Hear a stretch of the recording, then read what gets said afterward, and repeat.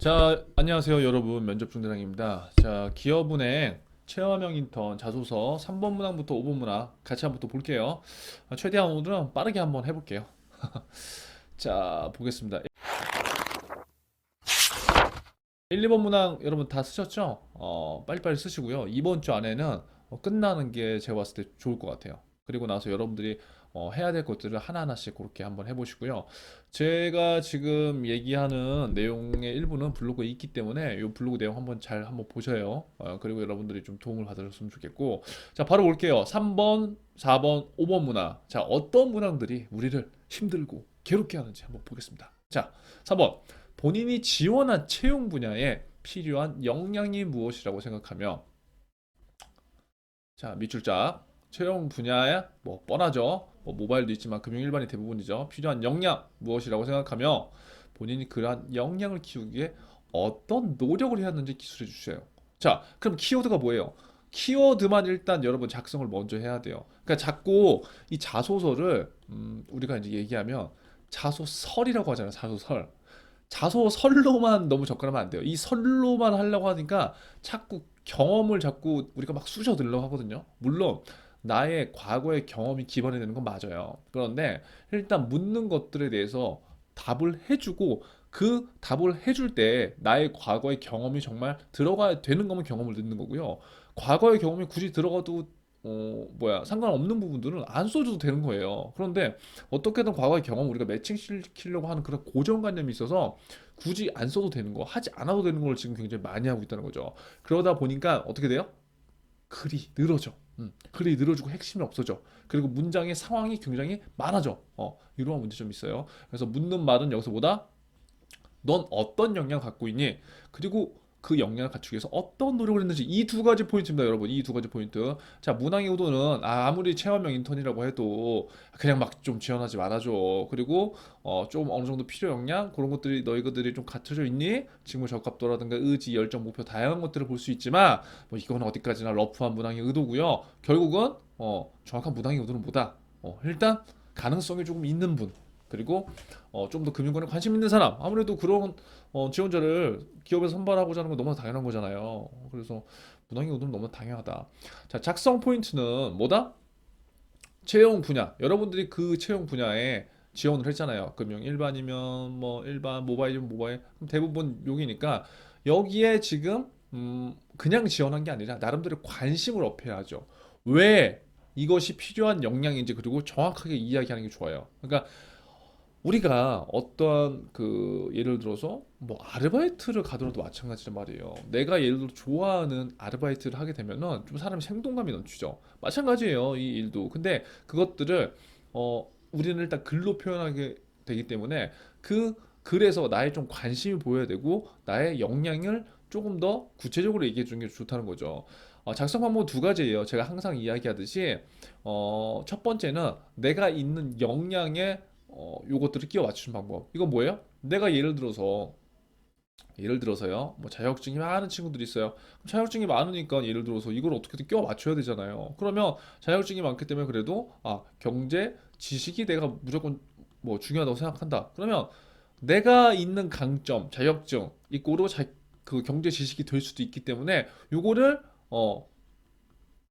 필수 역량, 필요 역량으로 그냥 가정을 해버리는 거예요. 그래서 이렇게 내가 있는 강점을 활용해서 이렇게 뽑는 방법이 있다. 두 번째, 진실로 금융 일반이라는 직무에 필요 역량을 토출해서 그거에 맞추는 방법.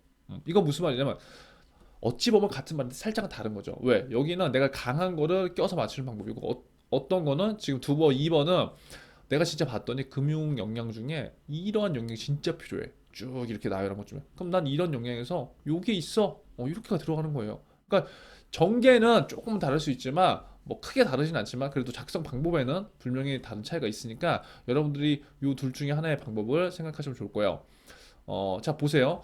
은행원이 여러분 필요 역량이 뭐가 있나요? 너무나 많잖아요. 너무나 많아요. 그렇기 때문에 지금 여러분들이 고민하는 서비스 마인드, 경제지식, 전문성, 전달력, 고객 창출 오타네요. 신규 고객 창출, 그다음에 고객을 관리하는 거, 그다음에 왜 이렇게 오타가 왔나요? 데이터를 관리하는 게 아니라 데이터를 관리하는 거, 뭐 디지털 역량, 커뮤니케이션 스킬 쭉쭉쭉쭉 막 쓰다가 제가 팔 아파서 말았는데 너무나 많은 필요 역량들이 있다는 거죠. 예를 들어서 은행원으로서. 근데 이제 우리가 여기서 한 가지 실수를 범하는 건 뭐냐면 어떠한 필요 역량을 쓸까? 이거를 굉장히 고민해요. 와, 어떤 필요 역량을 쓸까를 고민한다고요. 그런데 중요한 건 어떤 필요 역량을 작성할까가 아니라요. 이 필요 역량이 제가 적어놨죠. 중요한 것이 아니라 왜 이게 필요 역량인지가 드러나야 된다는 거예요. 왜? 이 수많은 역량들이 있는데 이 역량들 중에서 내가 이 두 개를 선택한 이유, 이 Y에 대한 정확한 답을 여러분들이 내야 됩니다. 그게 근거예요. 그게 어떻게 보면 내가 왜 금융인으로서 경제 지식이 중요한지에 대한 이유가 나올 수도 있는 거고요. 금융권으로 뭐 예를 들어서 금융 지식으로 어필을 안 한다? 아, 은행원이 왜 서비스 마인드를 갖춰야 되는지 나의 과거의 경험해 봤을 때 뭐 이러한 이유 때문에 무조건 난 필요하다고 생각된다. 아니면 고객 관리를 내가 또 엮어서 쓸 수 있죠. 그리고 뭐 커뮤니케이션 스킬이 왜 중요한지 각자만의 이유가 다 다를 거란 말이에요, 여러분들이. 그렇기 때문에 그 이유를 정확하게 찾아서 Y에 대한 의문을 풀어줘야 되고요. 그러한 것들이 여러분의 면접에 갔을 때 반드시 나오게 될 거예요. 그래서 그러한 부분으로 여러분들이 생각을 해보면 좋을 것 같습니다. 자, 너무나 많은 필요 역량이 있다. 중요한 것은 어떤 필요 역량이 멋진가를 고민하는 시간에 두 가지 정도를 딱 정해서 그것을 이쁘게 좀 포장하는 것이 훨씬 효율적이다. 제가 친절하게 여기에 블로그에다가 이 사례를 적어놨는데 제가 지금 한 2, 3일 전에 적어놔서 기억이 안 날 수도 있어요. 근데 한번 해볼게요. 또 이제 여러분들한테 제가 최대한 이제 좀 쉽게 설명을 해드리고 싶어서 이렇게 한번 나눠본 거예요. 왜냐면 지금 뭐 체험형 인턴 제가 누구나 다 한번 지원해 보라고 했잖아요. 아니 아르바이트 할 거면 이왕이면 우리가 조금 더 관련된 일 경험, 새로운 직무를 도전하는 것도 저는 굉장히 좋다고 생각을 하거든요. 그러한 측면에서 본다면 꼭 전공자들 그리고 금융 지식이 약간 있는 친구들만 도전하는 게 아니라 비전공자들도 충분히 도전할 수 있다는 거예요. 그래서 제가 예시를 이제 두 개로 한번 들어본 거예요.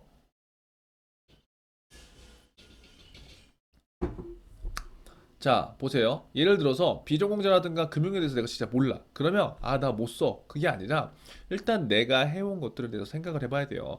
내가 아무리 비전공자라고 하더라도 은행업은 전문성을 갖는 당연히 직업이면서 거기에 서비스적인 마인드가 무조건 들어갈 수밖에 없어요. 그렇죠? 그래서 이거에 대해서 내가 누구라도 얘기할 수 있는 아르바이트 한 번이라도 해봤을 거 아니에요. 예를 들어서 그러면 고객 관점 마인드에서 이제 요거를 풀 수 있다는 거죠. 예를 들어서 나는 무엇보다 은행원의 필수 역량 중에서 그 어떤 역량보다 고객 관점에서 생각하고 고객 관점에서 이해하는 마인드가 무엇보다 중요하다고 생각이 된다. 왜냐? 앞으로의 은행 산업은 공급자 중심에서 소비자 중심으로의 변화가 있을 것이라고 나는 생각한다. 뭐 4차 산업의 이러한 영향으로 뭐 어쩌고저쩌고 이에 따라 금융업도 마찬가지로 이렇게 변할 것이라고 나는 생각을 하며 금융기관 또한 이익을 내야 되는 것이 너무나 명확한 시점이다. 하지만 금융기관이 이익을 내기에 앞서서 먼저 고객이 만족을 해야 이익이 내야 되는 그러한 현재의 상황인 거다. 그러니까 과거는 약간 달라질 수 있다는 거죠. 이러면서 은행 산업에 대한 전반적인 이해에 대한 것들을 간접적으로 어필할 수 있는 거예요. 그러니까 여러분들한테 제가 이거를 예시를 들어드리는 건 이렇게 쓰세요가 아니라 이러한 흐름 전개로 간다면 비전공자도 너무 걱정하지 않고 여러분들의 경험과 내용을 잘 포장해서 이런 것들을 집어넣을 수 있다는 거예요. 그거를 이해하시면 돼요. 아시겠죠? 자, 그래서 이를 위해 나는 가급적 많은 고객들을 직접적으로 만나보고 행동해 보는 게 나는 중요하다고 생각했다. 그래서 나는 다양한 아르바이트를 실시했고 한 5개 정도의 아르바이트를 실시하며 하루에 300명이 넘는 고객을 계속적으로 응대했다. 그럼 뭐야?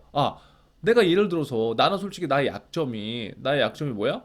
어, 전공 지식이 없어. 불안한 거야. 금융권이니까. 그런데 내가 갖고 있는 이 고객 관점 마인드, 이 서비스에 대한 경험이 있기 때문에 나는 고객 관점 마인드를 키를 뺀 거예요. 그래서 뭐야? 내가 어필해야 될 거를 이렇게 갖고 온 거죠. 하루에 300명이 넘는 고객을 응대하고 그 안에서 다양한 사람을 만나면서 다양한 관점을 배웠고 다양한 시각과 다양한 상황에서 다양한 문제를 해석할 수 있는 힘을 길렀다. 그래서 나에 대한 이런 가치관이 변하거나 이러한 마인드가 변했던 이러한 어떤 개그는 요 시점이라고 나는 생각을 하고 이때부터 나도 나 자신에 대해서 뿐만이 아니라 상대방에 대해서 집중하기 시작하고 이런 것들이 나도 모르게 무의식적으로 자리 잡기 시작했다. 이렇게 일단 부딪혀서 많은 사람들과 부딪히고 그들의 입장에서 문제를 해결하는 노력들을 해보면서 무엇보다 고객 관점 마인드를 가질 수 있었다. 이런 나의 역량은 앞으로 기업은행 인턴 체험형 인턴 하면서 어떠한 기여를 할 수 있을 것이라고 생각된다. 뭐 예를 들어서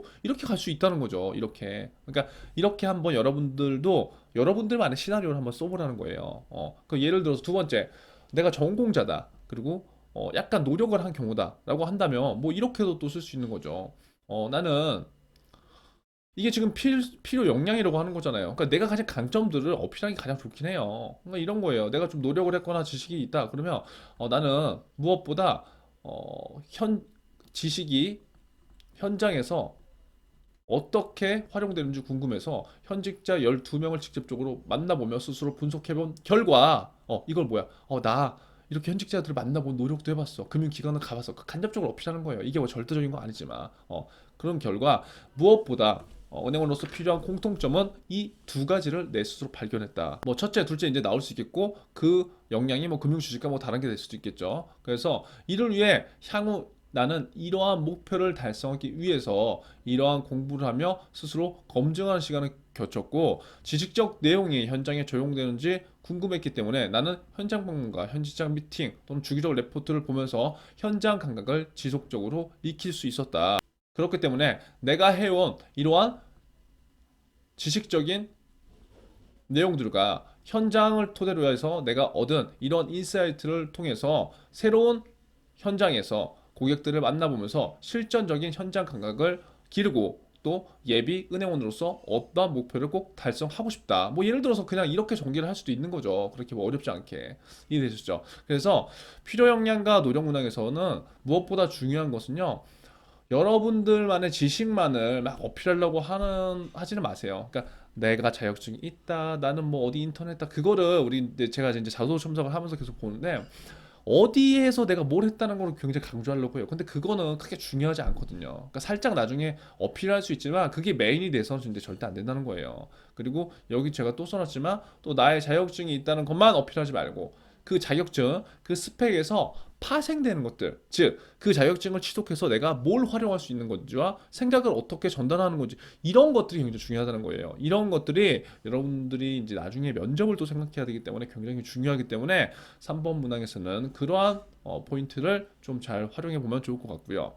자, 4번 문항 이어서 볼게요. 4번 문항도 뭐 어렵지 않죠? 자, 협업을 통해 좋은 성과를 달성했던 사례, 실패했던 사례 한 가지씩 기술을 하시고요. 각 경험에서 가장 어려웠던 점과 이를 통해 얻을 것을 함께 기술하고 되어 있습니다. 자, 이 문항에서 키워드는 뭐예요? 협업. 그리고 좋은 성과, 실패 사례, 가장 어려웠던 점, 얻은 거. 그러니까 이게 지금 은행 자소서 트렌드에 변한 거예요. 이게 지금 다 찝어주잖아요. 그러니까 자꾸 이러한 키워드들을 명확하게 짚어주지 않았더니 자꾸 본인들이 강조하고 싶은 말만 쭉 쓴다는 거지.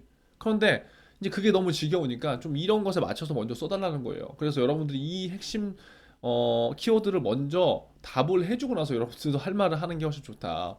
자, 작성 포인트는 여기 또 써놨지만 키워드를 포함해서 묻는 말에 먼저 대답을 하셔야 된다. 그리고 너무 좋은 사례, 잘 된 사례만 언급하기 때문에 아예 실패 사례까지 명시하고 되어 있다는 거예요. 그러니까 이게 무슨 말이냐면 우리가 이제 아무래도 자소서니까 굉장히 잘한 거, 좋은 것만 그 사례를 굉장히 집어넣는데 결국 그 사례를 보면은 쓰는 나도 오글거리고 읽는 분들도 오글거릴 수 있겠죠. 그래서 오케이 잘한 것도 아는데 실패 사례 잘 안 된 것들도 좀 우리 알려줘. 그래서 너희들의 솔직한 너희들의 뭐 경험이나 생각 그런 것들을 좀 보여줘 그런 거예요. 그래서 즉 진지하게 고민을 해서 본인 스스로 내 자신을 좀 더 알려달라는 이야기다. 여기서 절대 사례는 실패인데 결과를 어거지로 또 긍정적으로 갖고 가는 사례들 분명히 있어요. 제가 지금 자소 첨삭하면서 계속 보거든요. 그러니까 이러면 안 돼요. 실패한 거는 명확하게 실패했다고 해야 되고 거기서 내가 뭘 배웠는지가 중요하게 나오는 거거든요. 근데 자꾸 처음에는 실패했는데 나중에 성공적인 결과를 이끌어.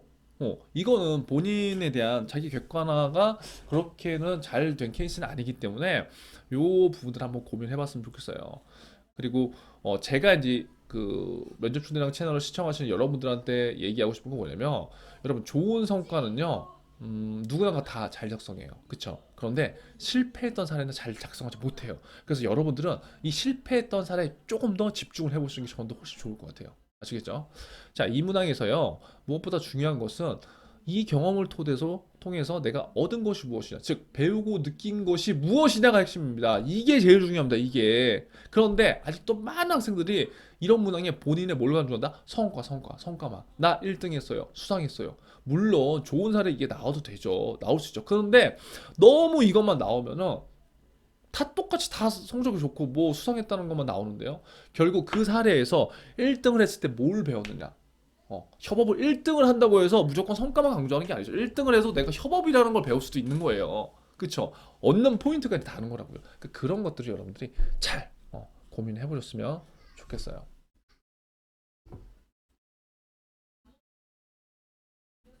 자, 좋은 성과 사례 예시. 또 제가 그냥 그 예시를 한번 해봤는데 기억이 안 날 수도 있어요. 네, 이거예요. 뭐, 자, 예시를 한번 볼게요. 협업을 통해, 협업이라는 게 키워드입니다. 혼자가 절대 아니에요. 그리고 도와주는 과정, 이러한 과정이 협업하는 여러분들의 모습이 나와요. 그냥 내가 뭐 말 한마디에서 리더로서 뭔가를 했다. 그런 게 절대 아니라고. 협업이에요. 그러니까, 그리고 좋은 성과 달성. 음. 아까도 말했지만 좋은 성과가 꼭 1등만을 강조하게 되는데요. 중요한 것은 그게 아니라 어떻게 조직원들과 협업을 해서 성과가 나왔냐. 이게 중요한 거예요. 이게. 이해되셨죠? 그래서 이를 통해서 내가 여기서 배운 게 뭐야? 느낀 게 뭐야? 이게 핵심이라는 겁니다. 1등, 수상 등의 포커스가 되려고 하지 말자. 조금만 내려놓자. 조금만 힘을 빼면 진짜 우리의 진면모를 보일 수 있다. 적어도 면접 중대장 채널을 구독한 여러분들이라면. 그러니까 다른 포인트로 가는 거지. 남들은 그냥 막 1등, 성과 그 얘기하고 있는데, 면접 채널을 지금 보고 있는 친구들 뭐야? 저는요, 요 사례에서 물론 저희가 협업을 토대로 해서 성과는 1등을 했지만 이 과정에서 제가 무엇보다 협업에서 팔로우가 중요하다는 걸 저는 느낀 굉장히 중요한 경험이 있습니다. 뭐 다른 식으로 좀 전개가 되는 거야. 그러면 면접 때 갔을 때 예상 질문의 퀄리티도 달라진다고. 그럼 주도권을 내가 끌고 갈 수 있다는 거죠. 예를 들어서 최대한 핵심적으로 하기 때문에 제가 여기까지만 할게요. 자, 그리고 뭐 예를 들어서 실패 사례.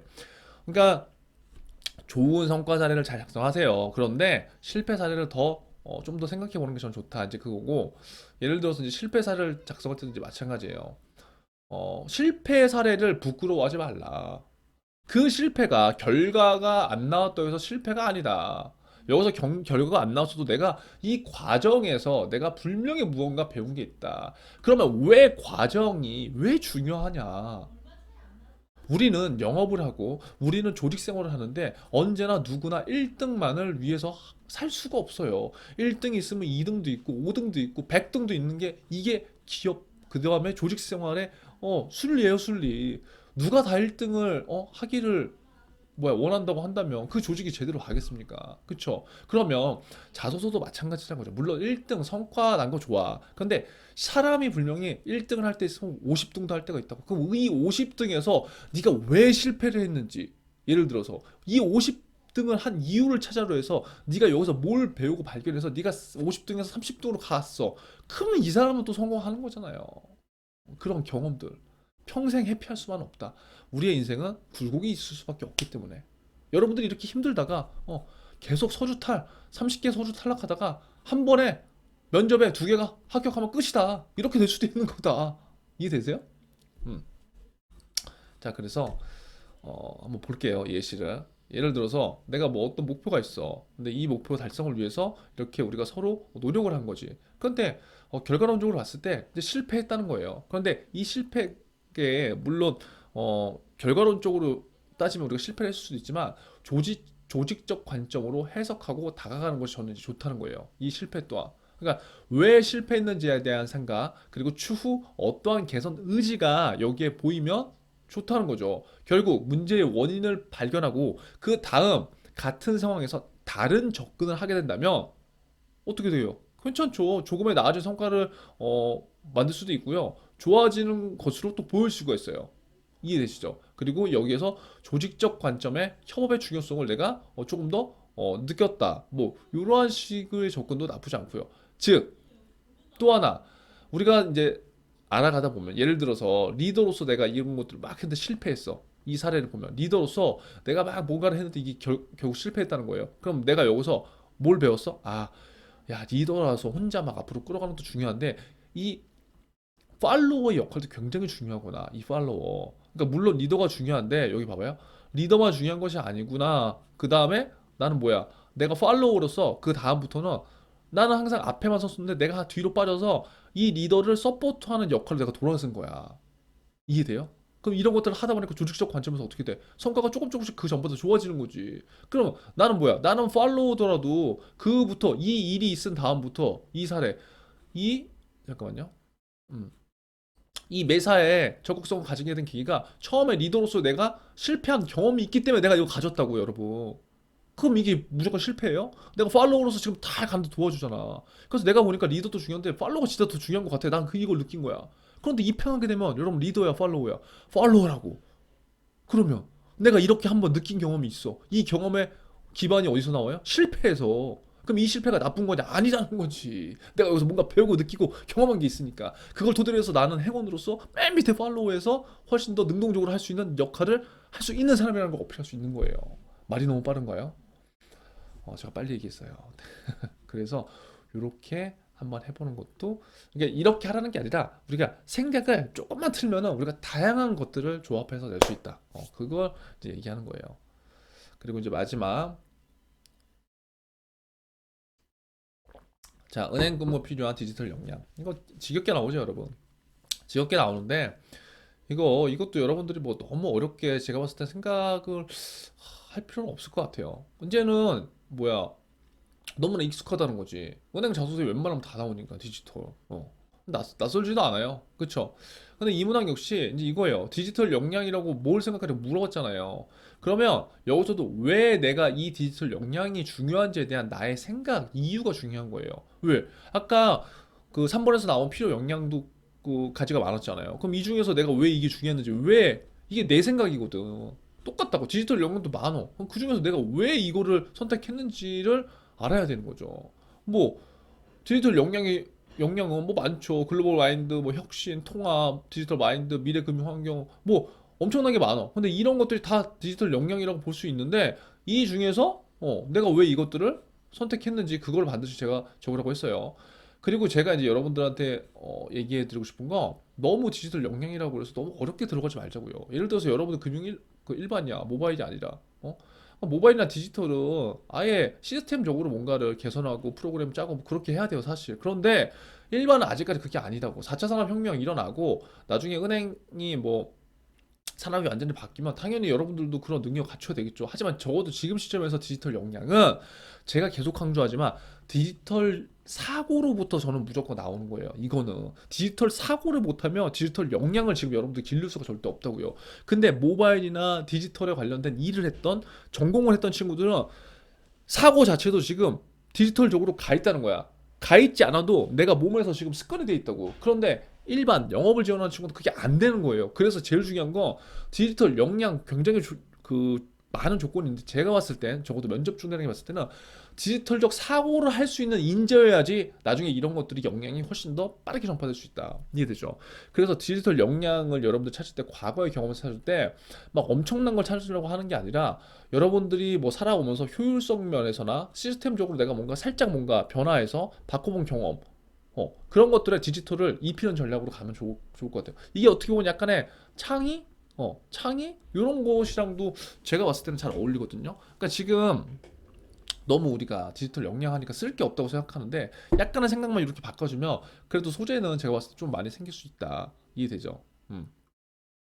그러니까 디지털 역량 쪽으로 풀어갈 학생들은 그렇게 계속 가면 되고 내가 진짜 이것들에 대해서 약간 어렵다라고 하는 사람들은 조금 이제 쉽게 디지털 역량을 응용했으면 저는 이제 좋겠다는 거예요. 자, 뭐 예를 들어서 내가 뭔가를 효율적이고 시스템적으로 변화시켜 본 적이 있다. 그거는 내가 이것들을 항상 어떠한 과제나 미션이 떨어지면 생각하고 적용하는 연습을 꾸준히 했다는 소리거든요. 그러니까 제가 매식경을 맨날 하면서 여러분들 이 기사 이렇게만 보지 말고요. 단편적으로 이걸 이렇게 적용해봐요. 이게 말은 쉬운데 적용을 안 하면 진짜 어렵다고요. 똑같아요. 디지털 역량? 사고에서 나온다고. 디지털 사고 예를 들어서. 그럼 예를 들어서 내가 뭐 아무런 역량이 없어. 근데 학생회장 예를 들어서 총무 경험이 있어. 근데 나는 돈 관리를 할 때 남들처럼 하지 않았다고. 나만의 프로세스, 나만의 어떠한 원칙에 이거에서 이 전과 다른 돈 관리의 그 루틴과 패턴을 보여줬어. 분리를 하고. 그런 게 디지털적 사고가 될 수 있다는 거예요. 시작 자체가. 왜? 남들과 뭔가 다르게 시작하기 때문에. 예를 들어서. 얘가 예를 들어서 인턴 생활할 때 아무것도 없어. 대부분 그러잖아요. 인턴 가면은 아무것도 없고 매뉴얼. 그 매뉴얼을 제작했는데 그냥 매뉴얼만 제작한 게 아니라 좀 더 효율적으로, 좀 더 편하게 많은 사람들 볼 수 있게 이러한 구도를 어떻게 할까? 어떻게 했어? 이것 또한 디지털적 사고가 될 수 있다는 거예요. 그러니까 이게 제가 지금 여러분들한테 쉽게 이제 설명해 드리기 위해서 이제 이런 거고 만약에 디지털 역량이나 그런 게 명확하게 있는 친구들은 그거를 그냥 구체적으로 써주면 되는 거예요. 그러니까 제가 여러분들이 가장 접근하기 쉬운 거는 아무래도 사고와 연결된 게 여러분들이 우리가 좀 쓸 수 있는 게 그나마 좀 많기 때문에 왜냐면 역량이라고 해버리면 우리가 들어갈 수 있는 게 별로 없잖아요. 그래서 그러한 쪽으로도 조금 더 생각을 해보면서 여러분들이 작성을 해본다면 저는 좋은 것 같습니다. 그래서 아무쪼록 여러분들이 내용 한번 쭉 한번 보시고요. 지금 한 일주일 정도가 남았는데 마지막까지 힘내셔서 저는 겨울 때 여러분들이 체험형이 또 꼭 해보셨으면 좋겠어요. 그리고 소중한 경험 쌓으셔서 다른 진로를 가더라도 내가 은행에서 한번 근무해봤으면 와 금융상품이 적어도 뭐가 좋은지 야 나는 적어도 저런 거 가입하지 않아야 되겠다. 그런 생각을 할 수 있잖아요. 그러면 삶을 살면서 언젠가는 나한테 도움이 되는 거기 때문에 저는 물론 치킨집이나 뭐 서비스 아르바이트 하는 것도 물론 좋지만 한 번쯤은 전공과 직무와 상관없이 누구나 도전하셔서 한번 꼭 경험을 해보셨으면 좋겠습니다. 자, 아무쪼록 여러분 합격하시고요. 11월 금방 지나갑니다. 우리 하루하루 최선을 다해서 열심히 더 열심히 파이팅 해보세요.